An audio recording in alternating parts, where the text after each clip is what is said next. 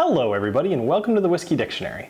Today I'm going to be talking to you about a Canadian whiskey called 40 Creek Copper Pot Reserve. Now this is bottled at 43% and it is a perfect example of why even at larger volumes, crafting your whiskey and being innovative is something that matters. So I don't typically cover a lot of Canadian whiskeys here because a lot of them aren't present in the United States. Most of them don't make it out of the country. But 40 Creek is one that I covered back, I think it was my 5th review, and I felt like it was time to kind of revisit another Canadian whiskey. So let me tell you about what they do. So 40 Creek, unlike most, let me put it this way. When most people make whiskey, they take their corn, their grains, like their wheat, their rye, their barley, whatever else, and they'll mix them all together, they'll mash them together, they'll ferment them together, and then they'll distill them together, and they'll even put them in the barrel together. That's not what 40 Creek does. They do all of those steps separated by grain. So they'll end up with barrels of aged corn, aged barley, aged rye, aged whatever. And in the case of 40 Creek's Barrel Select and this Copper Pot, they're actually both the same recipe, just in different volumes. So this is a richer and more flavorful version of the Barrel Select. So let's go ahead and go into the nosing and the tasting. So while I am pouring this, if you are enjoying my channel or just enjoying my whiskey reviews in general, please consider adding a like or clicking on the thumbs up to give me a like. It actually helps the channel a lot. So, and check out the description for additional links as well. All right, so let's go ahead and nose this. So something that you're gonna get out of most Canadian whiskeys is actually a very, very flavorful and full-bodied nose. It's something It's something I would say is not unique to Canadian whiskey, but seems to be consistent across them. So as far as what I'm actually smelling in here, I'm getting toffee and caramel, butterscotch, spice, and in general it's just super sweet. So I mean, you can tell from those particular notes that this is clearly a very strong smelling thing, but they meld all very well together. All right, let's go ahead and give it a taste. Cheers.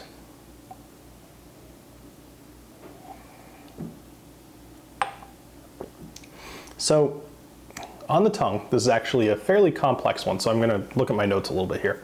So it's got butterscotch, dried cherries, apricots, marmalade, like those little packets that you get when you go out to breakfast, you get the cherry, the grape, and the orange marmalade. It tastes like that. But it's all very good. It actually tastes very, very good. So when I first tried this bottle, I didn't love it.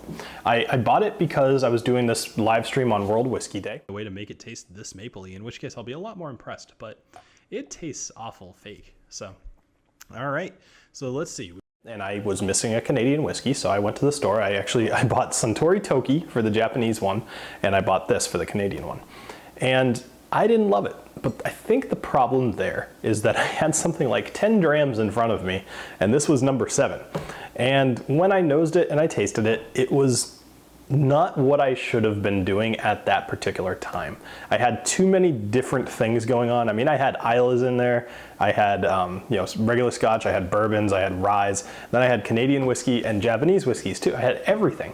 And I think that the nose and the taste just kind of got overpowered, and I straight up was just like, this is disgusting.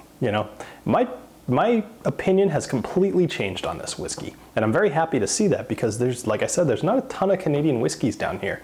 And when I run into an example of one that's pretty good, I like to celebrate it. So here's what I'm thinking as far as a rating. So it's definitely not a stock it. I'm not gonna give it there. And I wouldn't say it's necessarily a try it because I think that you're gonna have a lot of trouble finding this at any bar. So according to my rating system, that leaves it either an ignore it or a buy it.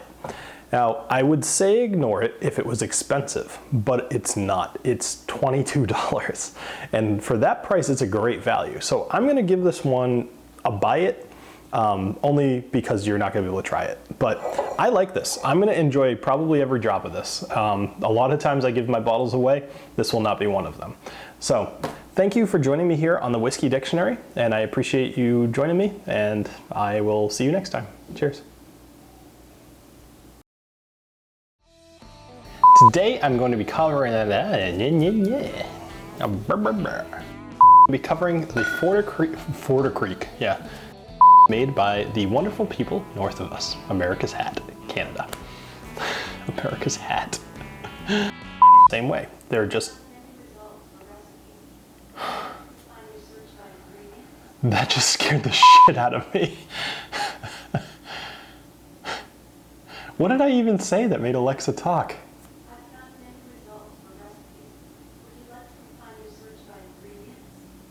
Alexa, stop. You just got to see sheer terror on a man's face.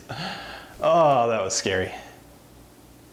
I'm home alone and it's like, who the hell's in my house?